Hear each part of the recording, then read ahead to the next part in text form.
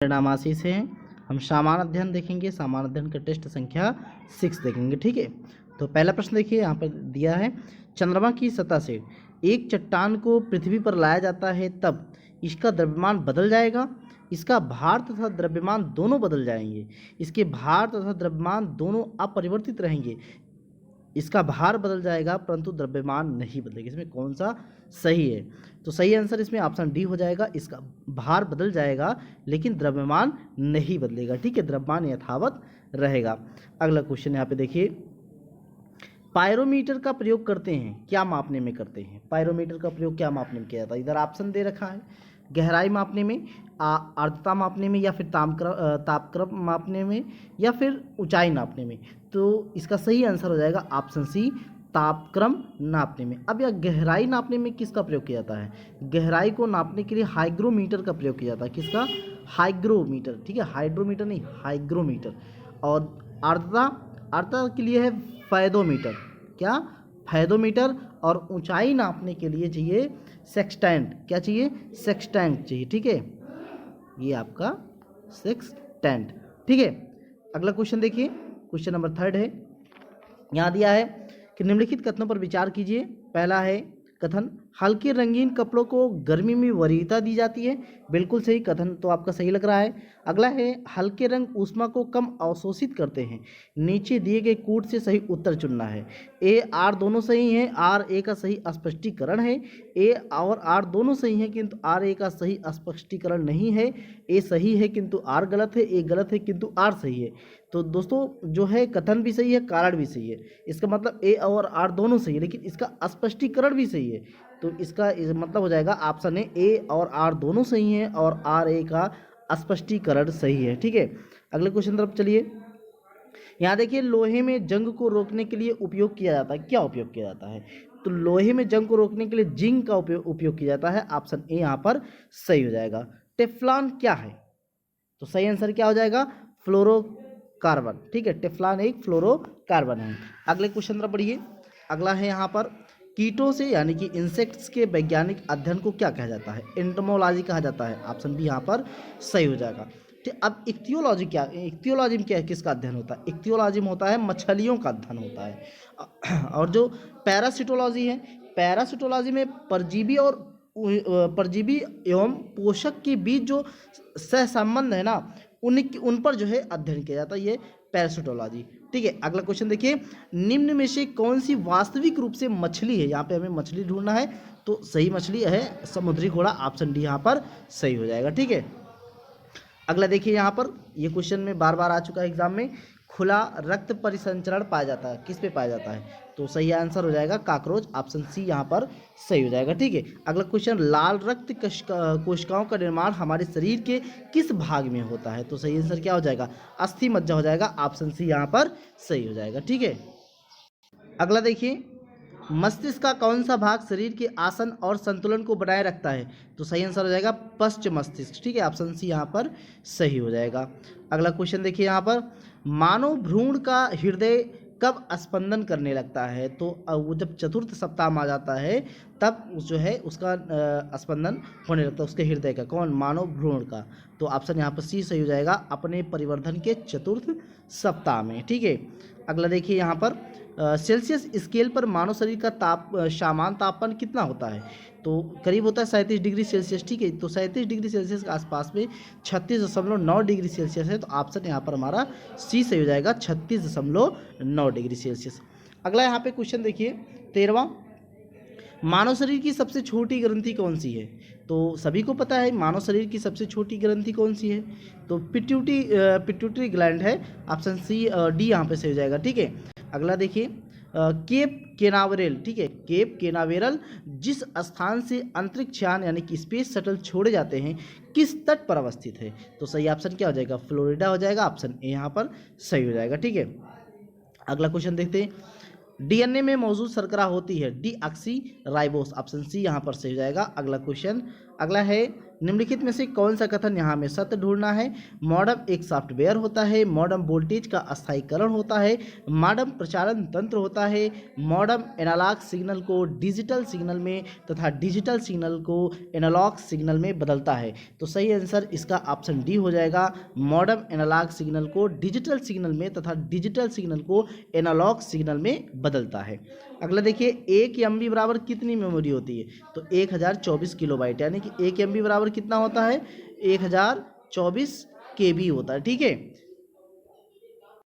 अगला देखिए, सैंधो मुद्राओं, आप लोग ध्यान रखिएगा, सैंधो मुद्राओं का सर्वाधिक प्रचलित अभिप्राय निम्नलिखित में से कौन है। तो एक श्रृंगी प्रशु है, वो सर्वाधिक प्रचलित था, तो इसलिए ऑप्शन डी यहाँ पर सही हो जाएगा। ठीक है, अगला क्वेश्चन देखिए कि निम्न में से कौन सा स्थल घग्घर तथा उसकी सहायक नदियों के घाटी में स्थित है।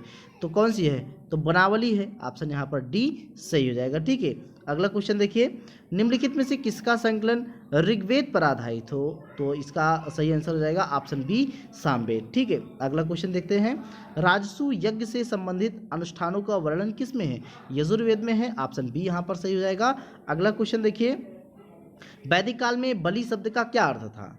तो प्रजा द्वारा शासक को दी गई भेंट, ऑप्शन डी यहाँ पर सही हो जाएगा। अगला क्वेश्चन देखिए, यहाँ पर अगला जो है, जैन धर्म प्रवर्तक तीर्थंकर महावीर को कला में किस संकेत चिन्ह के साथ प्रदर्शित किया गया है। सभी को पता होना चाहिए, तो ऑप्शन ए यहाँ पर सही हो जाएगा, सिंह। ठीक है, अगले क्वेश्चन तरफ बढ़िए।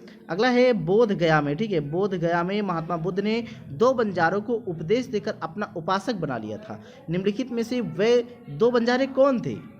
तो सही ऑप्शन क्या हो जाएगा, मल्लिक और तपस्सु।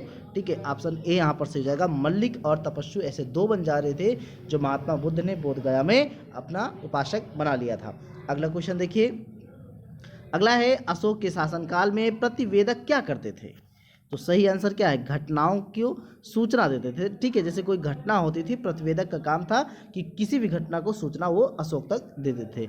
अगला क्वेश्चन देखिए, यहाँ पर निम्नलिखित में से कौन सा एक गांधार शैली, ठीक है, गांधार शैली की बुद्ध मूर्तियों का लक्षण नहीं हमें ढूंढना है। क्या लक्षण नहीं ढूंढना है। देखिए, वह लगभग सदैव पद्मासन में बैठे दर्शाए गए हैं, ये तो सही है। ठीक है, ये लक्षण मिल रहा था।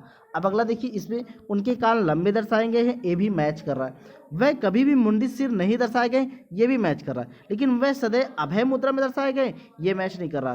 तो कौन सा मूर्तियों का लक्षण नहीं है, डी। ठीक है, यहाँ पे नहीं पूछ रहा है ना, तो इसलिए हमारा ऑप्शन क्या होगा, डी हो जाएगा। वह सदैव अभय मुद्रा में दर्शाए गए हैं, ये कथन गलत है। अगला क्वेश्चन देखिए, निम्नलिखित में से कौन शासक पृथ्वीराज चौहान के नाम से प्रसिद्ध है। तो पृथ्वीराज तृतीय, ऑप्शन यहाँ पर सी सही हो जाएगा। अगला क्वेश्चन सॉरी अगला क्वेश्चन देखिए, सरकी सुल्तानों के शासनकाल में निम्न स्थानों में से किसे पूर्व का सिराज कहा जाता है। ये तो भाई सबको आना चाहिए, तो ये ऑप्शन कौन सा हो जाएगा, ऑप्शन सी यहाँ पर जौनपुर हो जाएगा। अगला क्वेश्चन देखिए, खानकाह क्या है। तो खानकाह सूफियों का एक निवास स्थान है, ऑप्शन ए यहाँ पर सही हो जाएगा। अगला क्वेश्चन है, अकबर ने बंगाल और बिहार को मुगल साम्राज्य में मिलाया था, कब मिलाया था, 1576 में मिलाया था, ऑप्शन सी सही हो जाएगा। अगला देखिए, यूरोपीय चित्रकारी, ठीक है, यूरोपियन पेंटिंग्स का प्रवेश किसके दरबार में हुआ था। तो ऑप्शन यहाँ पर बी सही हो जाएगा, अकबर के दरबार में हुआ था। अगला क्वेश्चन देखिए, 1857 ईस्वी के स्वतंत्रता संग्राम का कारण था। ब्रिटिश द्वारा आर्थिक शोषण बिल्कुल था, भारतीय शासकों का असंतोष बिल्कुल था, धार्मिक कारण था बिल्कुल था। तो उक्त में सभी, इसका मतलब ऑप्शन डी यहाँ पर सही हो जाएगा, उक्त में सभी। ठीक है, अगले क्वेश्चन तरफ बढ़ेंगे। अगला है अंग्रेजों के विरुद्ध, ठीक है, अंग्रेजों के विरुद्ध करने वाले प्रथम जनजाति समूह था। तो यहाँ पर कोल दिया गया है ऑप्शन में, उसके बाद जो है मुंडा दिया गया है, फिर आपका दिया गया है खासी, फिर आपका संथाल दिया है। तो इसमें आपको जो है मैच करना है। इसमें जैसे कि यहाँ पर हमें प्रथम जनजाति समूह के हिसाब से देख रहा है। आप बताइए कोल कब हुआ था। कोल हुआ था आपका 1831 से आपका चला था 1848 ईस्वी तक। ठीक है, कोल जो हुआ था वो 1831 से 1848 तक चला था। मुंडा विद्रोह कब हुआ था। मुंडा विद्रोह हुआ था 1895 से चला था, 1895 से 1901 ईस्वी तक चला था। खासी विद्रोह जो चला था वो 1830 ईस्वी चला था। ठीक है, 1830 से 1833 तक चला था।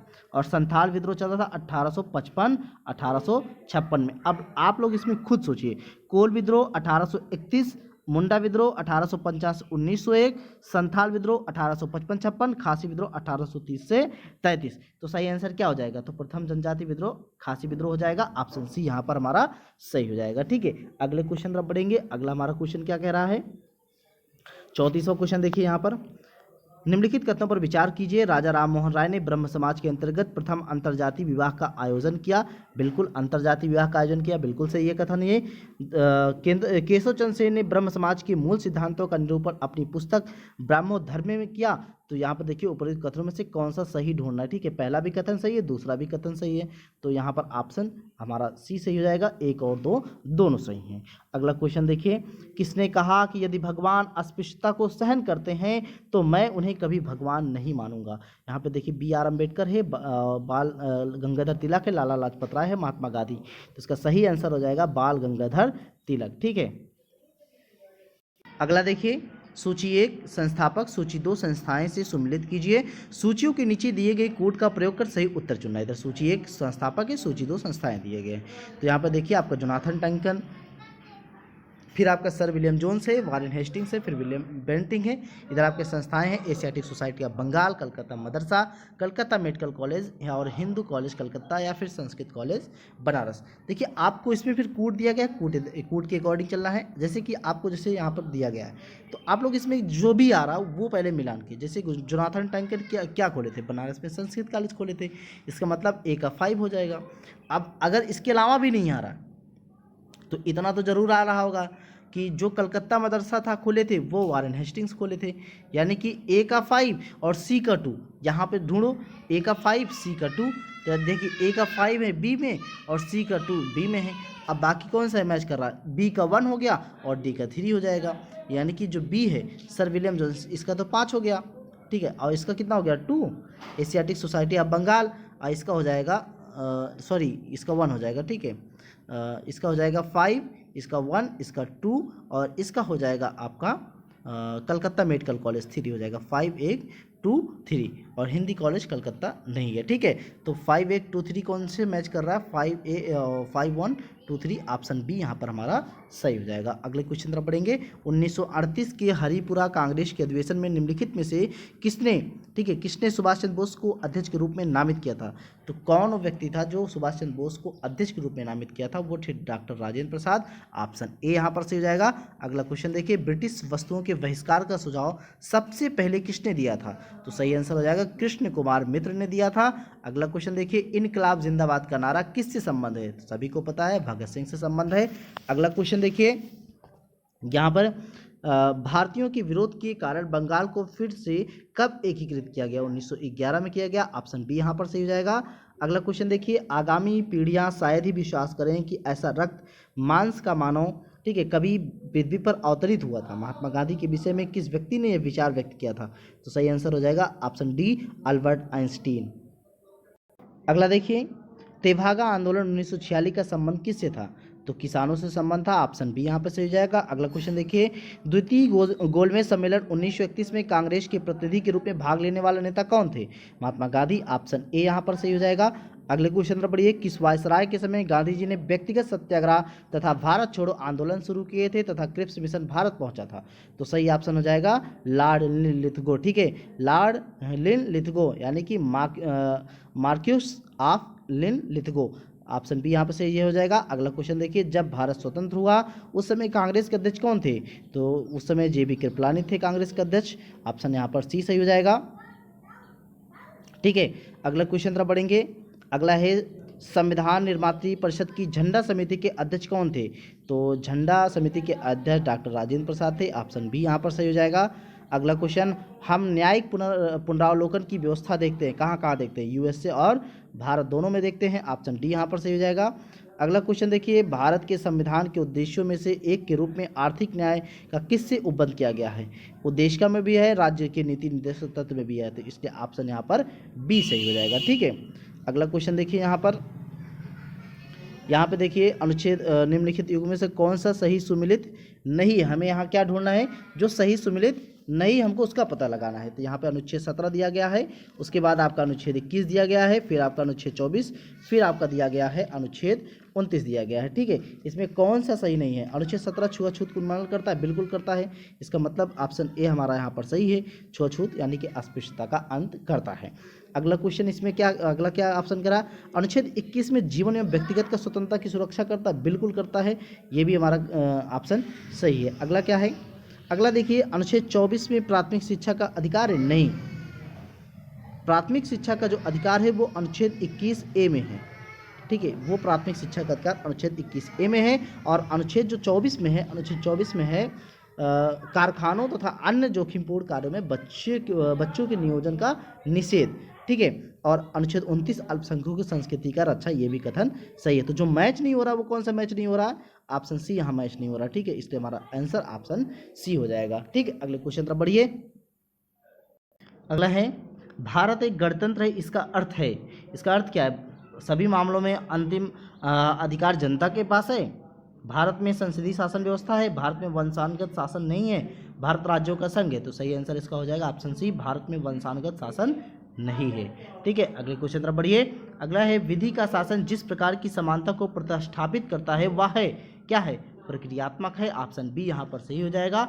अगला क्वेश्चन देखिए, निम्नलिखित कथनों पर विचार करना है। यहाँ पे कथन ए है, संविधान के अनुच्छेद 32 को डॉक्टर अंबेडकर ने इसकी आत्मा कहा था। कारण आर है, अनुच्छेद 32 मौलिक अधिकारों के अतिक्रमण के विरुद्ध प्रभावी उपचार का प्रावधान करता है। इसका मतलब यहाँ पे क्या है? दोनों कथन सही है और कारण भी सही है, तो इसलिए ए कथन भी सही है और कारण भी सही है, दोनों सही हैं और उसका सही स्पष्टीकरण भी है, तो इसलिए ऑप्शन ए यहाँ पर हमारा सही हो जाएगा। ठीक है, अगले क्वेश्चन पर बढ़िए। अगला क्वेश्चन क्या कह रहा है? भारत के संदर्भ में निम्नलिखित में से कौन सा अधिकारों और कर्तव्यों के बीच सही संबंध है? तो सही आंसर है, अधिकार कर्तव्यों के साथ साथ संबंधित है, ऑप्शन ए यहाँ पर सही हो जाएगा। अगले क्वेश्चन तरफ बढ़िए। अगला क्वेश्चन क्या कह रहा है? अगला है, यदि देश की रक्षा के लिए मूल कर्तव्यों के अनुरूप, ठीक है, यदि देश की रक्षा करने के लिए मूल कर्तव्यों के अनुरूप सभी पुरुष नागरिकों को सेना में अनिवार्य रूप से भर्ती कर लिया जाए तो यह कानून क्या करेगा? अविवेकीपूर्ण होगा, चूंकि इसमें श्रेणियों का प्रावधान है, प्रावधान नहीं है। भेदभावपूर्ण होगा, चूंकि उम्र का आधार रखना होगा। लिंग के आधार पर भेदभावपूर्ण माना जाएगा। संविधान के किसी भी प्रावधान के प्रतिकूल नहीं होगा। तो सही आंसर हो जाएगा ऑप्शन डी, संविधान के किसी भी प्रावधान के प्रतिकूल नहीं होगा। ठीक है, अगले क्वेश्चन तरफ बढ़िए। संसदीय शासन प्रणाली की सफलता के लिए आदर्श स्थिति क्या है? द्विदलीय व्यवस्था का होना, ऑप्शन बी यहाँ पर सही हो जाएगा। अगला क्वेश्चन देखने से पहले आप लोग यदि चैनल पे नए हैं तो चैनल को सब्सक्राइब कर लीजिए और हाँ, वीडियो को लाइक भी कीजिए, वीडियो को कमेंट भी कीजिए और दोस्तों के साथ शेयर भी कीजिए ताकि आपको इसी तरह नए वीडियो मिलते भी रहें। ठीक है, चलिए अब अगला प्रश्न देखते हैं। भारतीय संविधान की अर्थसंघात्मक किसने कहा था? तो केसी वेयर ने कहा था, ऑप्शन यहाँ पर डी सही हो जाएगा। अगला क्वेश्चन देखिए, भारत में केंद्र राज्य संबंध प्रभावित है संविधान के प्रावधानों से, नियोजन प्रक्रिया से, राजनीतिक हितों के अंतर्विरोध से, हुक्म चलाने की इच्छा की प्रबलता से। तो इसमें कौन सा सही है? चारों सही हैं या दो सही है? 2 3 4, 2 4 1 सही है। इसमें चारों सही है, ऑप्शन डी यहाँ पर हो जाएगा, 1 2 3 4। ठीक है, अगले क्वेश्चन पर बढ़िए। निम्नलिखित कथनों पर विचार कीजिए। संसद भारत के उच्चतम न्यायालय की अधिकारिता को विस्तारित नहीं कर सकती है क्योंकि उसकी अधिकारिता वही है जो संविधान ने प्रदान की है। दूसरा है, उच्चतम न्यायालय और उच्च न्यायालय के अधिकारी एवं सेवक संबंध मुख्य न्यायमूर्ति द्वारा नियुक्त किए जाते हैं और न्यायालय का प्रशासनिक व्यय भारत की संचित निधि पर भारित होता है। यहाँ उपरोक्त कथनों में से कौन सा यहाँ पर सही ढूंढना है? तो देखिए, जो संसद होता है, संसद भारत की उच्चतम न्यायालय की अधिकारिता को विस्तारित कर सकती है। ठीक है, यहाँ पे जो नहीं है वो कर सकती है, तो इसलिए जो पहला है वो गलत हो जाएगा। दूसरा, उच्चतम न्यायालय और उच्च न्यायालय के अधिकारी एवं सेवक संबंध मुख्य न्यायमूर्ति द्वारा नियुक्त किए जाते हैं और जो है न्यायालय का प्रशासनिक व्यय भारत की संचित निधि पर। देखिए, जो उच्च हाई कोर्ट होता है वो राज्य की संचित निधि पर होता है और जो सुप्रीम कोर्ट होता है भारत की संचित निधि पर होता है, तो इसलिए दूसरा भी कथन हमारा गलत हो जाएगा। यहाँ पर जो ऑप्शन हो जाएगा, ऑप्शन यहाँ पर हमारा डी से हो जाएगा, ना तो 1 ना ही 2। ठीक है, अगले क्वेश्चन तरफ बढ़िए। अगला आप यहाँ पे देखिए, कोई विधेयक धन विधेयक है या नहीं, इसका विनिश्चय निम्न में से कौन करता है? आप सभी को पता होना चाहिए कौन करता है। लोकसभा का अध्यक्ष करता है, ऑप्शन डी यहाँ पर सही हो जाएगा।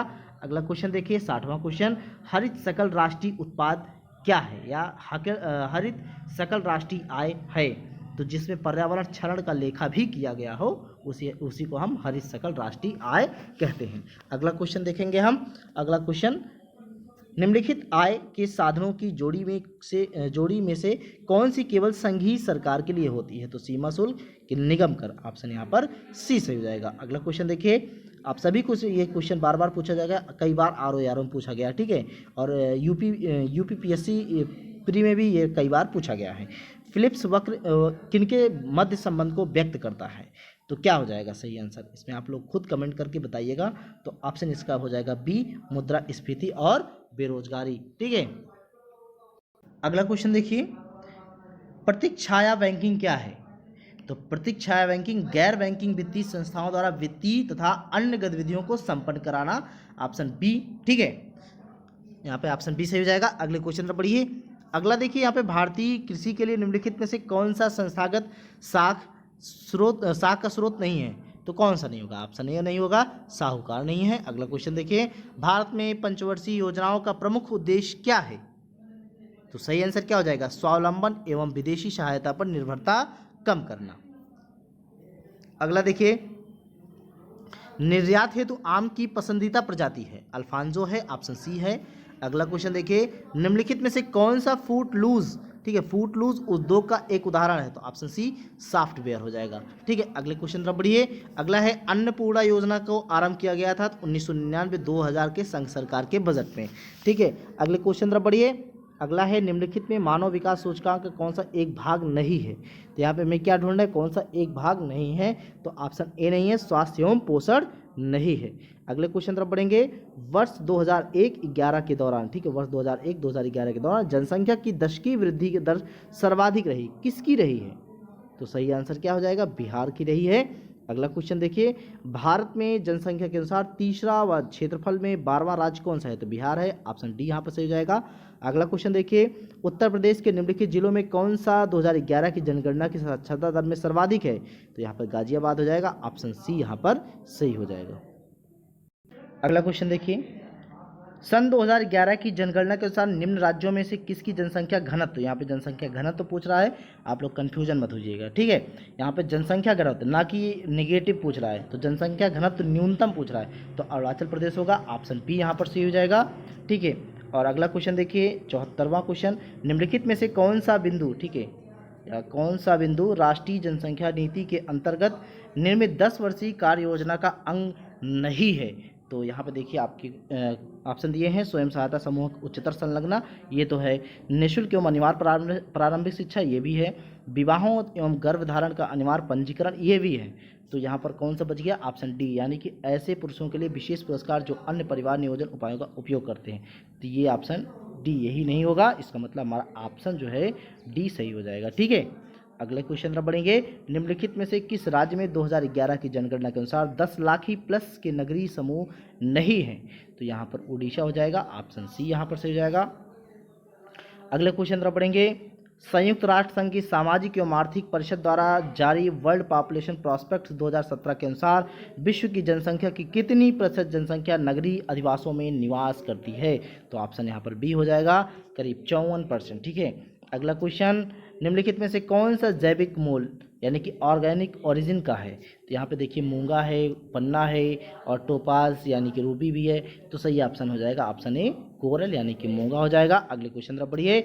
सौर ऊर्जा का सबसे महत्वपूर्ण स्रोत क्या है, तो जल चक्र है, ऑप्शन डी यहाँ पर सही हो जाएगा। अगले क्वेश्चन तरफ बढ़ेंगे। अगला है, निम्नलिखित में से कौन सा प्रदूषण संकेतक पौधा है, यहाँ पर जो इंडिकेटर पौधा कौन सा है, तो लाइकेन है, ऑप्शन यहाँ पर सी से हो जाएगा। अगले क्वेश्चन तरफ बढ़िए। कार्बन डाइऑक्साइड के अलावा जलवायु परिवर्तन के लिए निम्नलिखित में से किस गैस की भूमिका है, तो ऑप्शन ए हो जाएगा, मीथेन की भूमिका है। अगला क्वेश्चन, निम्नलिखित में से कौन सी जैव विविधता के संरक्षण के लिए महत्वपूर्ण रणनीति है, तो जैव मंडल रिजर्व है, ऑप्शन ए यहाँ पर सही हो जाएगा। चलिए अगला क्वेश्चन देखिए 82।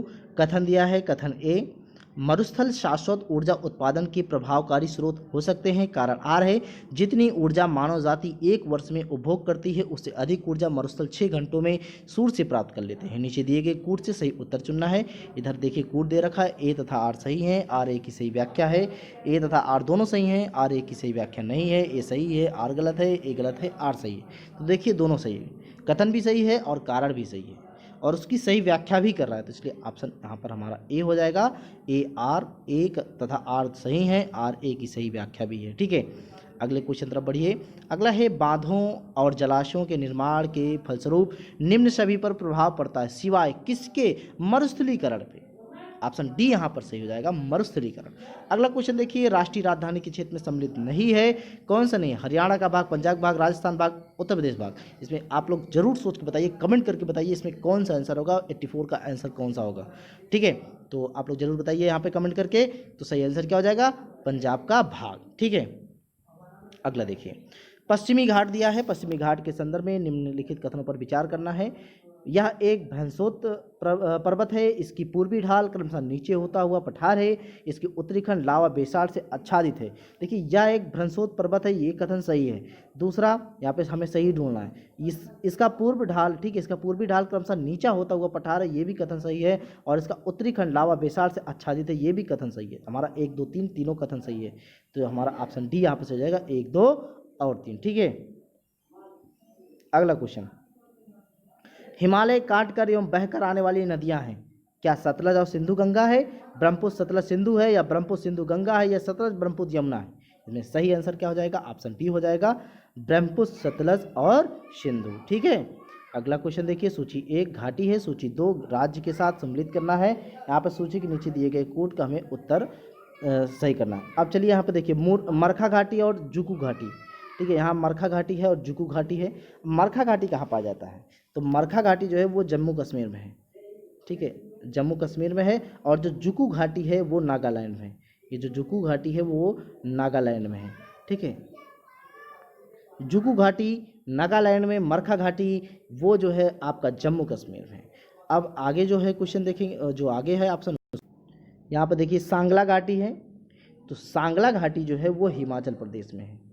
ठीक है, हिमाचल प्रदेश में है। और युथांग घाटी वो सिक्किम में है। तो अब हम क्रम वाइज आपको दिखाई देते हैं। ठीक है, तो यहाँ पर आपको लिख के बता रहे हैं, जैसे कि पहले नंबर पे था मरखा घाटी। ठीक है, मरखा घाटी पहले पे था, दूसरे पे था जुकू घाटी।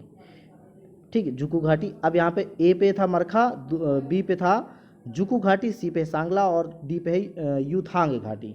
तो अब यहाँ पर 1 नंबर पे क्या था? 1 नंबर पर था आपका सिक्किम। ठीक है, सिक्किम था। और दूसरे नंबर पे था आपका हिमाचल प्रदेश था। तो यहाँ पर मैंने आपको बताया था मरखा घाटी जम्मू कश्मीर में है, इसका मतलब ए का 3 हो जाएगा। ठीक है, ए का क्या हो जाएगा? ए का 3 हो जाएगा। और जो मैंने बताया था जुकू घाटी, जुकू घाटी मैंने आपको बताया था नागालैंड में है, तो नागालैंड का हो जाएगा आपका बी का 4 हो जाएगा। और फिर मैंने आपका सांगला घाटी, सांगला घाटी मैंने आपको बताया था हिमाचल प्रदेश में, इसका मतलब सी का 2 हो जाएगा। ठीक है, और उसके बाद फिर मैंने आपको बताया था युथांग घाटी, युथांग घाटी आपका डी है, तो डी का 1 हो जाएगा, यानी कि सिक्किम। तो यहाँ पे देखिए हमारा जो होगा ए का 3, बी का 4 और जो है सी का 2 है और डी का 1, 3 4 2 1, 3 4 2 1 हमें ढूंढना है। तो यहाँ पर ऑप्शन डी से हो जाएंगे, 3 4 2 1। ठीक है दोस्तों, यदि इसका PDF आप चाहते हैं तो GS पॉइंट टेलीग्राम आशीष चैनल, GS पॉइंट आशीष टेलीग्राम चैनल है, आप उस पर जुड़िए और वहाँ से PDF आप डाउनलोड कर लीजिए। ठीक है, अगले क्वेश्चन पर बढ़िए। अगला है अधिपादप मुख्यतः पाए जाते हैं, तो विश्ववतीय वनों में। ठीक है, विश्ववतीय वनों में पाए जाते हैं। अगला क्वेश्चन देखिए, निम्नलिखित कथनों पर विचार कीजिए। इधर है तमिलनाडु, इधर है राजस्थान, इधर गुजरात। उपरोक्त राज्यों में किन किन में लिग्नाइट रिजर्व है? तो तीनों राज्य में लिग्नाइट रिजर्व है, तो इसलिए ऑप्शन हमारा यहाँ पर डी सही हो जाएगा, 1 2 और 3। ठीक है, 90 क्वेश्चन देखिए, सूची 1 को सूची 2 के साथ सम्मिलित कीजिए और नीचे दिए गए कोड से हमें सही उत्तर चुनना है। तो यहाँ पर देखिए गद्दीस है, यहाँ पर टोडा, यहाँ पर खासी, यहाँ पर नागा, ये सभी जनजातियाँ हैं। तो यहाँ पर हमें मिलान करना है। यहाँ पे देखिए आपके राज्य दे रखे हैं, तो जैसे आप लोग यहाँ से मिलान करना शुरू कीजिए। टोडा जनजाति आप सभी को पता है कहाँ पे पाए जाते हैं, तमिलनाडु पाए जाते हैं, खट से लगा दीजिए आपको, आप लोग बी का 4 लगा दीजिए। खासी जनजाति है, ये भी पता होगा कि ये पाया जाता है आपको मेघालय में, यानी कि बी का 4 और सी का 1। यहाँ पे मिलान भी करते रहिए, ऐसा नहीं है कि मिलान नहीं करना चाहिए। तो यहाँ पर मैंने आपको टोडा कहाँ बताया था? तमिलनाडु बताया था, यानी कि जो मैंने बताया बी का 4 बताया था। ठीक है, यानी कि बी का 4 और ये आपका खासी का यानी कि सी का 1। तो बी का 4 सी का 1 कहीं है? तो बी का 4 सी का 1 यही है, तो इसका मतलब आपका ऑप्शन डी यहाँ पर सही हो जाएगा। बाकी जो गद्दीस है और नागा है ये कहाँ पाए जाएंगे, ये आप लोग खुद समझ लीजिए। गद्दीस कहाँ है? हिमाचल प्रदेश में है, और नागा कहाँ है, वो आपका मणिपुर में है। तो यानी कि 2 4 2 4 1 3 ऑप्शन डी यहाँ पर हमारा सही हो जाएगा। अगले क्वेश्चन तरफ चलिए। अपने परिक्रमा पथ में पृथ्वी लगभग किस माध्य वेग से सूर्य के चक्कर लगाती है? तो 30 किलोमीटर प्रति सेकंड की। ठीक है, अगले क्वेश्चन तरफ बढ़ेंगे। अगला है 92, ग्लोब पर दो स्थानों के बीच न्यूनतम दूरी होती है तो प्रधान देशांतर पर, ऑप्शन सी यहाँ पर सही हो जाएगा। ठीक है, अगले क्वेश्चन तरफ बढ़िए। अगला क्वेश्चन, सूची 1 को सूची 2 के साथ सुमेल कीजिए और नीचे दिए गए कूट से सही उत्तर में चुनना। देश है, देश की राजधानी है, और उसके बाद यहाँ पर आपके कूट दे रखे हैं। तो चलिए आप लोग मिलान कीजिए। देश, अब ऑस्ट्रेलिया की राजधानी सभी को पता होना चाहिए यहाँ पे, क्योंकि क्रिकेट होता है, सभी लोग क्रिकेट प्रेमी होंगे। तो ऑस्ट्रेलिया की राजधानी कैनबेरा है। तो यहाँ पर ए का 4 हमें ढूंढना है। ए का 4 यहाँ पे डी में भी है और सी में भी है, तो हमको जो है एक ही मैच करना है कोई। ठीक है, अब मान लीजिए ताजिकिस्तान की राजधानी आपको नहीं पता है, तजाकिस्तान की आपको राजधानी नहीं पता है तो छोड़ दीजिए। मान लीजिए आपका तंजानिया की भी राजधानी नहीं पता है तो इसको भी छोड़ दीजिए। स्विट्जरलैंड की राजधानी पता है, अगर मान लो इसका नहीं पता है तो फिर आपको दिक्कत आ जाएगी, तब तो आपको मिलाना पड़ेगा, तुक्के मिलाना पड़ेगा। तो स्विट्जरलैंड की राजधानी वैसे मैं बता रहा हूँ आपका बर्न होता है, और तजिकिस्तान की राजधानी होती है वैसे आपका दुशांबे। ठीक है, तो यानी कि इसका हो जाएगा 3 और इसका हो जाएगा 1। तो यहाँ पर आपका कौन मैच कर रहा है, 4, यानी कि ये हो जाएगा 4, और फिर तजाकिस्तान 3, तंजानिया आपका 1, स्विट्जरलैंड का 2, 4 3 1 2, यानी कि ऑप्शन हमारा सी सही हो जाएगा, 4 3 1 2। ठीक है, चलिए अगले क्वेश्चन पर बढ़िए। आग्नेय चट्टानों के लिए निम्नलिखित में से कौन सा कथन सत्य है? यहाँ पे हमें सत्य ढूंढना है। तो सत्य है वह क्रिस्टलीय तथा अक्रिस्टलीय दोनों ही होती हैं, तो ऑप्शन यहाँ पर सी हमारा सही जाएगा। अगला क्वेश्चन देखिए, ज्वालामुखी से उत्सर्जित होने वाली अत्यधिक प्रचुर गैस कौन सी है? तो जलवाष्प है, ऑप्शन ए यहाँ पर सही हो जाएगा। अगला क्वेश्चन देखिए, निम्नलिखित में से कौन सी शीत समुद्री जलधारा है? तो कौन सा है, हम्बोल्ट है, ऑप्शन डी यहाँ पर सही हो जाएगा। अगला क्वेश्चन देखिए, अंतर ऊष्णीय मिलन कटिबंध ITCZ स्थित है, कहाँ पे स्थित है? तो विषुवत रेखी पे स्थित है। ठीक है, ऑप्शन बी यहाँ पे सही हो जाएगा। अगले क्वेश्चन पर पढ़िए, निम्नलिखित में से कौन एक उत्तर प्रदेश का लोकगीत नहीं है? यहाँ पे कह रहा नहीं है, तो सही कौन सा हो जाएगा? ढोला मारू लोकगीत उत्तर प्रदेश का नहीं है। अगले क्वेश्चन तब देखेंगे, उत्तर प्रदेश का परीक्षावाद, ठीक है, परीक्षावाद किस नदी पर अवस्थित है? बेतवा नदी पर अवस्थित है, ऑप्शन ए यहाँ पे सही हो जाएगा। उत्तर प्रदेश का सबसे घना वसा जिला कौन सा है? तो यहाँ पर सबसे घना वसा जिला गाजियाबाद है, ऑप्शन यहाँ पर बी सही हो जाएगा। अगले क्वेश्चन तरफ चलेंगे, उत्तर प्रदेश में आलू निर्यात जोन स्थित है, कहाँ पे? आगरा में है, ऑप्शन ए यहाँ पर सही हो जाएगा। अगले क्वेश्चन तरफ बढ़ेंगे। अगला है, उत्तर प्रदेश के किस जिले में यूरेनियम के सीमित भंडार की खोज की गई है? तो ललितपुर में, ऑप्शन बी सही हो जाएगा। अगले क्वेश्चन तरफ चलिए। अगला है, निम्नलिखित स्थानों में कहाँ शाकांबरी देवी मेले का आयोजन किया जाता है? तो सहारनपुर में किया जाता है, ऑप्शन डी यहाँ पर सही हो जाएगा। तो अगला देखिए, उत्तर प्रदेश का एकमात्र मुक्त विश्वविद्यालय, ठीक है, जाना जाता है किस नाम से? तो सभी को पता है कि राजर्षि पुरुषोत्तम दास टंडन मुक्त विश्वविद्यालय के नाम से जाना जाता है। तो ऑप्शन भी देख लेते हैं, तो यहाँ पर ऑप्शन सी यहाँ पर सही हो जाएगा। ठीक है, अगला देखिए, उत्तर प्रदेश में किसान बही योजना कब लागू की थी? 1992 में किया गया था, ऑप्शन यहाँ पर डी सही हो जाएगा। अगला है, गुरु गोविंद सिंह स्पोर्ट्स कॉलेज कहाँ अवस्थित है? तो लखनऊ में है, ऑप्शन सी यहाँ पर सही हो जाएगा। अगला क्वेश्चन देखिए, उत्तर प्रदेश में कितने सामान्य केंद्रीय विश्वविद्यालय हैं? 4 हैं, ऑप्शन डी यहाँ पर सही हो जाएगा। अगले क्वेश्चन पर बढ़े, 2011 की जनगणना के अनुसार उत्तर प्रदेश में महिला आबादी की कुल आबादी का लगभग कितना है? 48% है, ऑप्शन बी यहाँ पर सही हो जाएगा। अगला क्वेश्चन देखिए, निम्नलिखित लोक नृत्यों में से कौन उत्तर प्रदेश के बुंदेलखंड क्षेत्र का लोक नृत्य नहीं है? तो कौन सा नहीं है? डांडिया लोक नृत्य नहीं है, ऑप्शन यहाँ पर बी सही हो जाएगा। अगला क्वेश्चन देखिए, यहाँ पर दे रखा है ना कि निम्न में से कौन उत्तर विकल्प प्रश्न चिन्ह के स्थान पर होगा? तो यहाँ पे देखिए माइल्ड दे रखा है, फिर उसके बाद आपका दे रखा है NKOH, फिर उसके बाद गेट का हमें मिलान करना है। तो चलिए हम मिलान करते हैं। जैसे माइल्ड है तो यम के बाद कितना आ रहा है? तो यन आ रहा है, तो इसका मतलब +1 आ रहा है। तो आई के बाद कितना आ रहा है? K आ रहा है, आई के बाद J गैप हो रहा है, फिर उसके बाद K आ रहा है, यानी कि +2 आ रहा है, तो +2 जोड़ रहा है। फिर L के बाद O आ रहा है, LMN यानी कि +3 आ रहा है, तभी तो +3 करने पर O आ रहा है। ठीक है, D के बाद H आ रहा है, +4 जोड़ेंगे तो उसके बाद H आ रहा है। इसी तरह हम भी इसमें करेंगे, 1 2 3 4 करके हम जोड़ेंगे। ठीक है, चलिए जोड़ते हैं। G के बाद +1 जोड़िए, तो +1 के कितना होगा? तो G के बाद H होगा, तो H लिख दीजिए। A के बाद +2 जोड़ना था, AB सी, ठीक है, तो सी हो जाएगा। तो अगला यहाँ पे देखिए टी के बाद कितना जोड़ना है, +3, तो टी यू वी, ठीक है, डब्लू, यहाँ पर आपका आ जाएगा डब्लू आ जाएगा, ठीक। तो HCW मिल गया। और ई के बाद आपका जो है +4 जोड़ना है, तो 5 4 9 यानी कि आई आ जाएगा, HCWI है ऑप्शन में, देखिए। तो ऑप्शन यहाँ पर हमारा सी सही हो जाएगा, ऑप्शन सी, ठीक है। अगला क्वेश्चन देखिए, अधोलिखित में से 3 किसी तरह समान हैं तथा एक समूह का निर्माण करते हैं, सर्वथा भिन्न को बताइए। बताइए, पक्षी उड़ती है, बिल्कुल उड़ता है, कीड़ा उड़ता नहीं उड़ता, पतंग भी उड़ता है, हवाई जहाज भी उड़ता है। तो यहाँ पर जो नहीं उड़ता है वो कौन सा हो जाएगा, कीड़ा, ऑप्शन बी यहाँ पर से, कीड़ा मतलब आसमान में उड़ने के लिए, ठीक है। तो अगला देखिए, यहाँ पर BL दिया गया है, यहाँ पर DG, यहाँ पर फिर EI, यहाँ पर MO, यहाँ पर QS दे रखा है। तो यहाँ पर जिस तरह दे रखा है, जैसे BL का 12 और DG का 9, फिर EI का 12, फिर MO का 26, QS का क्या होगा, फिर आपके यहाँ पे x का मान निकालना है, ठीक है।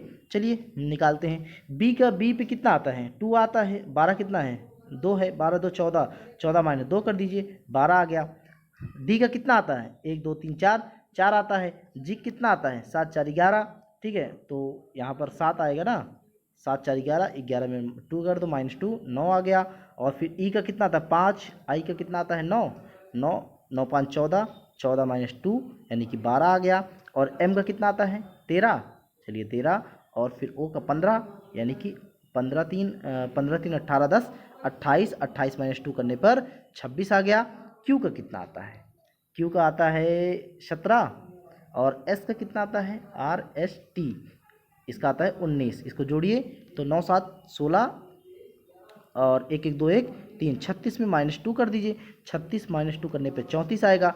तो यहाँ पर 34 है कहीं पर ऑप्शन में, तो ऑप्शन देखिए यहाँ पर, ऑप्शन बिल्कुल ऑप्शन यहाँ पर बी हमारा सही हो जाएगा, ठीक है। अब अगला क्वेश्चन देखिए, यहाँ पे देखिए AB, यहाँ पे देखिए फिर से, यहाँ पे AB ABC ABCD ABCDE, इसी तरह आपका क्रम चलता रहेगा। फिर आपका जो है 40वें स्थान पर कौन सा आएगा, ठीक है। तो चलिए 40वें स्थान पर हम लोग लाते हैं कौन सा अक्षर आएगा।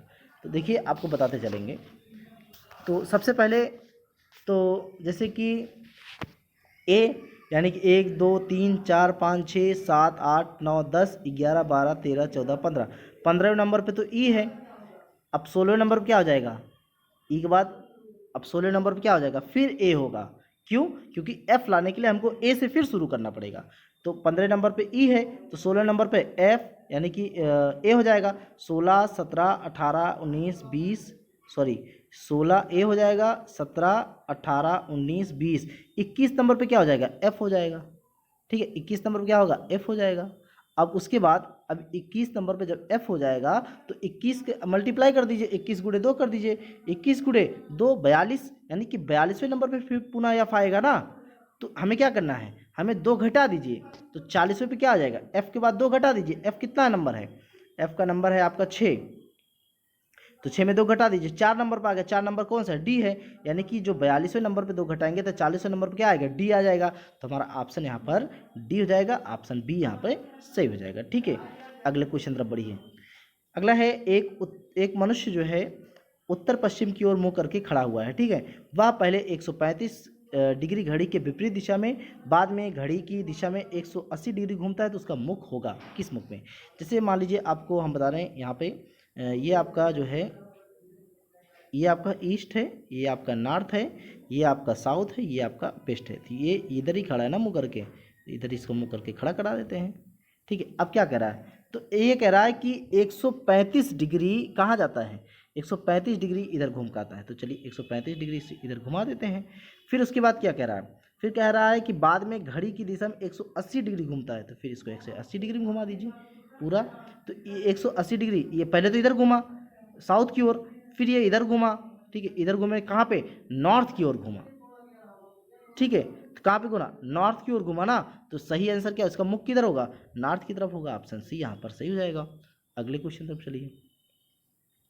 ए का भाई बी है, बी की पत्नी सी है, ई की बेटी ई जो है ए की बेटी है, और डी बी का पुत्र है, एफ ई का भाई है, जी डी की बहन है। तो ए और जी का क्या संबंध है। तो यहाँ पे देखिए ए और बी क्या है, भाई हैं।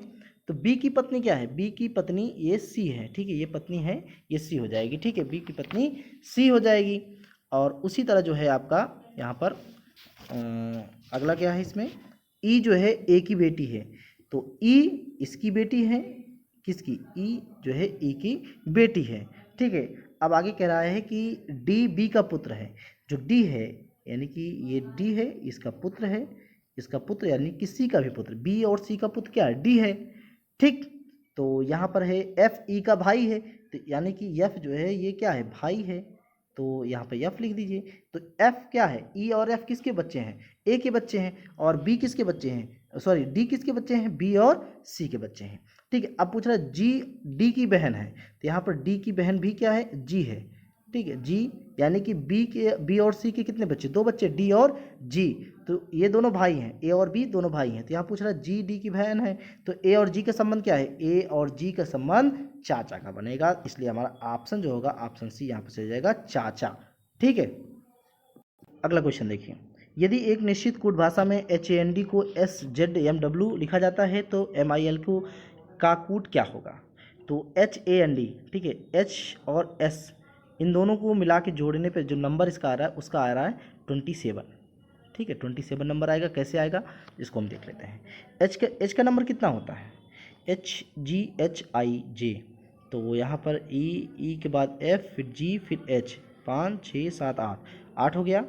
और उसके बाद एस का नंबर कितना है 19, तो 19 + 8 कितना होता है, 9 8 17, तो यहाँ पर 27 हो जाएगा, तो ये 27 है। फिर A1 और Z 26, 26 1 27, एन कितना है, एन है 13 14, ठीक है। तो एन का नंबर कितना होगा, एन का नंबर है MN 14 होगा ना, और इसका 13 होगा, इसलिए ये भी 27, ये 4 ये 23, 23 4 27। अब यहाँ पे भी हमको 27 27 ऐड करनी है, तो कैसे, m का नंबर कितना होता है, m का नंबर 14 होगा ना, सॉरी 13 होगा, MNO, तो m का नंबर 14 13 सॉरी 13, तो 13 और प्लस हम इसमें कितना जोड़ेंगे, जो हमें जो है 27 आना चाहिए, तो 13 में हमको जोड़ना पड़ेगा आपको 14, तो 13 में 14 जोड़ेंगे 27 आएगा, इसका मतलब हम इधर साइड में n लिख लेते हैं। i कितना नंबर है, GHI नंबर है 9 पे, 9 में कितना जोड़ेंगे 27 आएगा, तो 9 में हम जोड़ेंगे 18, ठीक है, 18 जोड़ेंगे ना, 18 जोड़ दीजिए। 18 किस नंबर पे है, R नंबर पे, NR हो गया। और उसके बाद L है, L कितने नंबर पे है, L है 12 नंबर पर, L जब 12 नंबर पे है तो इसमें 15 जोड़ेंगे, इसका मतलब NRO हो जाएगा। फिर आपका K है, K कितने नंबर पे, 11 है, 11 में कितना नंबर जोड़ेंगे हम, 16 नंबर जोड़ेंगे, 16 कितना है, P है, तो यानी कि NROP है कहीं ऑप्शन में, तो NROP ऑप्शन डी यहाँ पर हमारा सही हो जाएगा, 116 का डी हो जाएगा, ठीक है। अगला क्वेश्चन देखिए, यहाँ पर बी की आयु ए की दोगुनी है, ठीक है, यहाँ पर जो बी की आयु है वो ए की दोगुनी है, तो यहाँ फिर किंतु एफ से आधी है, यहाँ पे देखिए किंतु एफ से आधी है, और सी की जो आयु है, सी ए की आयु का आधा है किंतु डी से दोगुना बड़ा है, और कौन से दो लोग अधिकतम और यौन न्यूनतम है। तो चलिए, तो हम मानते हैं कि जो ए की आयु है वो मानते हैं एक्स है, तो यहाँ पर जो बी की आयु है, बी की आयु कितनी होगी, तो 2x हो जाएगी, ठीक है। अब एफ की आयु कितनी हो जाएगी, एफ की आयु हो जाएगी 4x, और सी की आयु x/2 हो जाएगी, c बराबर x/2 हो जाएगा, और डी की आयु जो है 4 गुनी है, तो यानी कि डी बराबर हो जाएगी x/4 हो जाएगा। अब इस तरह अगर देखा जाए तो एफ की आयु कितनी हो जाएगा, अधिकतम होगा क्योंकि 4x है, और डी की आयु न्यूनतम है क्योंकि x/4 है, तो सही आंसर यहाँ पे क्या हो जाएगा, ऑप्शन यहाँ पर बी हो जाएगा। यदि आप कोई नंबर भी लेना चाहते हैं, इसमें मान लीजिए नंबर है, मान लीजिए 8 10 12 नंबर भी रखना चाहते हैं, उस अकॉर्डिंग भी लगा सकते हैं, तो वो भी ऑप्शन में एफ और डी आएगा, ठीक है। अगला क्वेश्चन देखिए, यहाँ पर ए बी से लंबा है, ए बी से लंबा है परंतु सी जितना लंबा नहीं है, डी ई से लंबा है किंतु बी जितना लंबा नहीं है, ई एफ से लंबा है किंतु डी जितना लंबा नहीं, इनमें सबसे अधिक लंबा कौन सा है। आप एक लाइन खींच लीजिए खटाक से, तो यहाँ पर ए पूछा है, ए बी से लंबा है, या मान लीजिए इसको ए को लंबा कर दीजिए लेकिन बी से लंबा नहीं है, ए बी से लंबा है ना, किंतु सी जितना लंबा नहीं है, भैया सी और लंबा कर दीजिए। तो उसके बाद जो है कह रहा है डी जो है ई से लंबा है लेकिन बी जितना लंबा नहीं है। अब डी जो है इसको डी ई से लंबा है, यानी कि डी को इतना बड़ा कर दीजिए और ई को इतना छोटा कर दीजिए। और ई जो है एफ से लंबा है किंतु डी जितना लंबा नहीं, ई जो है एफ से लंबा है, एफ को और छोटा कर दीजिए। इसमें सबसे जो है अधिक लंबा कौन सा है, यानी कि ये सी है ना, तो सी हो जाएगा। यहाँ पर A B C D E और एफ लिख देते हैं, तो सबसे लंबा कौन होगा, ये वाला होगा ना, तो ऑप्शन सी, यानी कि ऑप्शन हमारा बी सही हो जाएगा, सी सर्वाधिक लंबा है। अगला क्वेश्चन चलिए, अगला देखिए यहाँ पर निम्नलिखित में प्रश्न चिन्ह के स्थान पर क्या होगा। तो देखिए यहाँ पर 4 6 7 5, फिर बीच में 0 है, 8 6 4 7 है, फिर ये बीच में 1 है, 6 5 3 है, फिर 11, फिर बीच में प्रश्नवाचक, मतलब उसको हमको नंबर निकालना है। तो चलिए देखिए हम इससे जोड़ लेंगे, ठीक है, 7 4 11, इसको उसको जोड़ेंगे 6 5 11। अब 11 11 को हम घटा देंगे, कितना आ गया, 0 आ गया, ठीक। इस तरह लगेगा अगला भी, 8 4 12, 7 6 13, 13 माइनस 12 करेंगे तो 1 आएगा। अब इसी तरह इसको 11 5 16 और 6 3 9, अब इसको घटाएं कितना आएगा, 7। तो सही आंसर क्या हो जाएगा, ऑप्शन ए यहाँ पर हमारा सही हो जाएगा 7, ठीक है। अगले क्वेश्चन तरफ बढ़िए।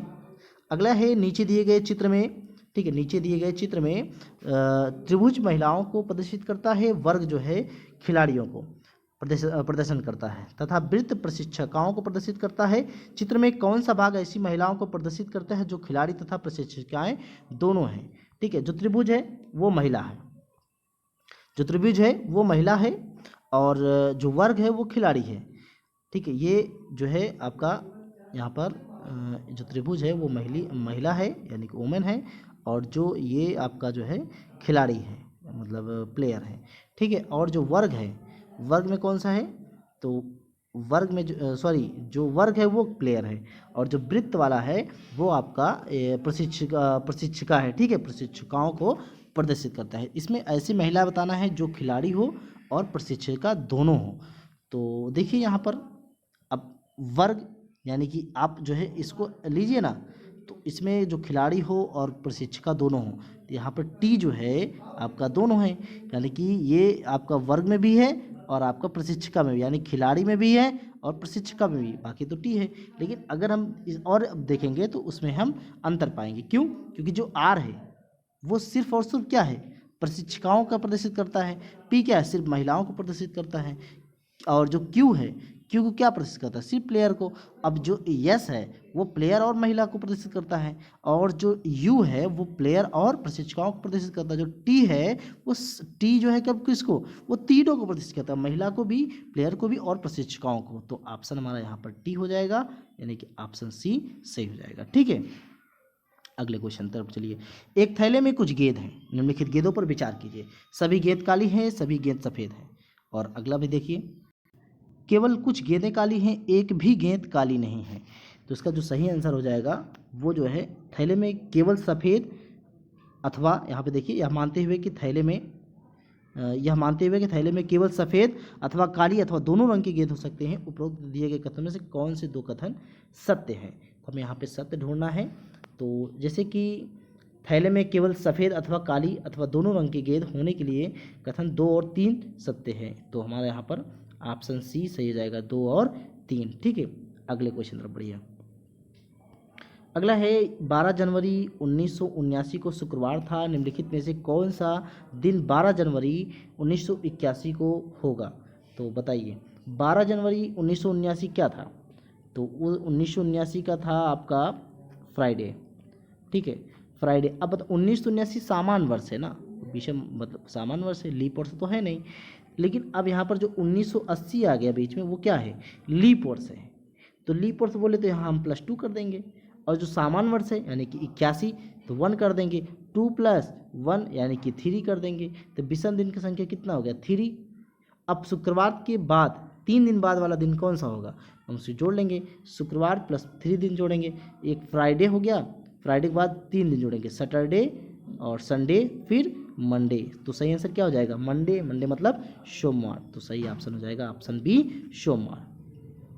अगला देखिए, निम्नांकित आकृति में कितने आयत हैं। तो हमें आयत पता करनी है। तो पहली बात, हम ये पूरा आयत देखिए, 1 आयत है और ये आपका 2 आयत है, ठीक है। उसके बाद देखिए यहाँ से 3 आयत है, फिर आपका यहाँ पे 4 आयत, फिर यहाँ पे आपका 5 आयत, ठीक है, फिर आपका 6 आयत, फिर आपका यहाँ पे 7 आयत। आपको एक एक बार बताते हैं। ये देखिए 1 आयत है, ठीक है, और ये हो गया आपका 2 आयत। 2 हो गया, समझ में आ गया। चलिए फिर से इसी में देखिए, यहाँ से लेंगे, ये हो गया 3 आयत, ठीक है, ये 3 आयत। अब फिर इसको जो है हम यहाँ से लेंगे, अब ये आपका 4 आयत, ठीक है, ये आपका 4 आयत, और फिर इसको हम यहाँ से ले रहे हैं, ये आपका 5 आयत। 5 आयत हो गया, और फिर इसको ले रहे हैं हम यहाँ पे, ये हो गया आपका 6 आयत, ठीक है। अब छोटा छोटा आयत ले लीजिए, 6 7 8 9 और ये 10 आयत हो गए, ठीक है। तो आंसर में क्या हो जाएगा, ऑप्शन यहाँ पर बी से हो जाएगा 10 आयत। बात समझ में आ गई ना। अगले क्वेश्चन तरफ बढ़ेंगे। अगला क्वेश्चन हमारा है यहाँ पर, केंद्रीय बजट 2020-21 में केंद्रीय बजट 2020-21 संसद में कब पेश किया गया था। तो ऑप्शन यहाँ पर सी से हो जाएगा 1 फरवरी को। अगला देखिए, हमारे देश की पहली पूर्णकालिक महिला वित्त मंत्री कौन बनी। निर्मला सीतारमण बनी। ऑप्शन डी यहाँ पर सही हो जाएगा। अगला देखिए, किस प्रधानमंत्री ने पहली बार संसद में बजट पेश किया था। पंडित जवाहरलाल नेहरू ने पेश किया था। ऑप्शन बी से हो जाएगा। अगला क्वेश्चन देखिए, किस वर्ष का बजट भाषण इतिहास का सबसे लंबा भाषण था। ऑप्शन ए यहाँ पर से हो जाएगा 2020। अगला क्वेश्चन देखिए, बजट 2021 में जम्मू कश्मीर के लिए कितने रुपए आवंटित किए गए थे। तो 30,757 करोड़ रुपए आवंटित किए गए थे। ऑप्शन ए यहाँ पर सही हो जाएगा। अगले क्वेश्चन तरफ बढ़िए। अगला 129 देखिए, बजट 2020 में सरकार ने किस बड़ी इंश्योरेंस कंपनी की हिस्सेदारी बेचने की घोषणा की। LIC की जो है, ठीक है। तो ऑप्शन यहाँ पर ए से हो जाएगा। अगले क्वेश्चन तरफ चलिए। हाल ही में बजट 2020 में शिक्षा के लिए कितने रुपए आवंटित किए गए। तो ऑप्शन डी से हो जाएगा 99,300 करोड़ रुपए, ठीक है। अगला क्वेश्चन देखते हैं। हाल ही में जम्मू कश्मीर का नया डोमिसाइल सर्टिफिकेट अधिवास प्रमाण पत्र लागू हो गया है, जिसके तहत जम्मू कश्मीर राज्य पुनर्गठन 2020 कानून में कौन सा सेक्शन जोड़ा गया। तो सही आंसर हो जाएगा ऑप्शन ए, सेक्शन 3A, ठीक है। अगला क्वेश्चन देखिए, आर्थिक सर्वेक्षण 2020 का डॉक्यूमेंट किस रंग में मुद्रित किया गया था। तो लेवेंडर। ऑप्शन डी यहाँ पर सही हो जाएगा। अगले क्वेश्चन तरफ बढ़िए। यहाँ पर अगला है, आर्थिक सर्वेक्षण 2020 के अनुसार 2019-20 की पहली छमाही कंज्यूमर प्राइस इंडेक्स आधारित महंगाई कितने प्रतिशत रही है। 4.1% रही है। ऑप्शन बी यहाँ पर सही हो जाएगा, ठीक है। अगला देखें, भारत में निर्यात एक्सपोर्ट सबसे अधिक किस देश में किया जाता है। तो अमेरिका किया जाता है। ऑप्शन ए यहाँ पर सही हो जाएगा। अगला क्वेश्चन, किस राज्य ने राजीव गांधी किसान न्याय योजना का शुभारंभ किया था। तो यहाँ पे छत्तीसगढ़, यहाँ पे छत्तीसगढ़ ऐसे लिखेंगे, वर्तनी को ध्यान रखिएगा, ठीक है। तो ऑप्शन सी यहाँ पर सही हो जाएगा। अगला क्वेश्चन देखिए, टीबी के खिलाफ अभियान के लिए किस मिशन की शुरुआत करने की घोषणा की। टीबी हारेगा देश जीतेगा। ऑप्शन सी, ठीक है। अगला क्वेश्चन देखिए, इनमें से किस राज्य ने लाख की खेती को कृषि का दर्जा दिया है। तो छत्तीसगढ़ को दिया है। ऑप्शन ए यहाँ पर सही हो जाएगा। अगला क्वेश्चन देखिए, किस खिलाड़ी ने ऑस्ट्रेलिया ओपन टूर्नामेंट 2020 में पुरुष एकल वर्ग का खिताब जीता है। तो ऑप्शन ए यहाँ पर सही हो जाएगा, नोवाक जोकोविच, ठीक है। अगले क्वेश्चन तरफ चलिए। अगला है, वैश्विक स्तर पर चांदी के भंडारण एवं उत्पादन में अग्रणी देशों की युग्म वाला सही विकल्प है। तो यहाँ पर ऑप्शन ए सही है, पेरू मैक्सिको, ठीक है। अगले क्वेश्चन तरफ चलिए। सैंपल रजिस्ट्रेशन प्रणाली, और आज का लास्ट क्वेश्चन है, सैंपल रजिस्ट्रीकरण प्रणाली SRS के नवीनतम आंकड़ों के अनुसार उच्चतम जन्म दर वाले राज्यों का सही क्रम क्या है। यहाँ पर हमें जो उच्चतम जन्म दर वाले राज्य हैं उनको में देखना है।